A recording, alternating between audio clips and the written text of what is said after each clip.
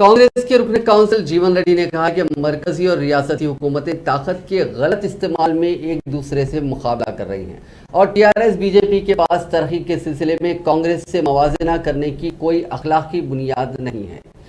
انہوں نے الزام لگایا کہ Mahatma Gandhi national rural employment guarantee scheme کا نام تبدیل کرنے میں یہ دونوں حکومتیں پیش ہیں اور اسے نظر انداز کیا جا رہا ہے۔ انہوں نے کہا کہ ٹی آر ایس حکومت نے ریتو بندھو کے نام پر کسانوں کو اوزار اور بیج فراہم کرنا بند کر دیا۔ انہوں نے کہا کہ اگرچہ کہ کے سی آر مسلم کمیونٹی کو ریزرویشن فراہم کرنے کا دعویٰ کریں، حالانکہ یہ ان کے ہاتھ میں نہیں ہے، تاہم کے سی آر صرف آبادی کے تناسب سے بجٹ مختص کر سکتے ہیں۔ انہوں نے کہا کہ ریاست میں 8 نئے میڈیکل کالجوں کے قیام پر خوشی کا اظہار کیا، تاہم انہوں نے کہا کہ حکومت کو اسامیاں بھرنے پر بھی توجہ دینی چاہیے۔ انہوں نے حکومت سے مطالبہ کیا کہ اسپتالوں میں E N T, dialysis, general medicine اور آرتھوپیڈک سروسز کو دوبارہ شروع کیا جائے۔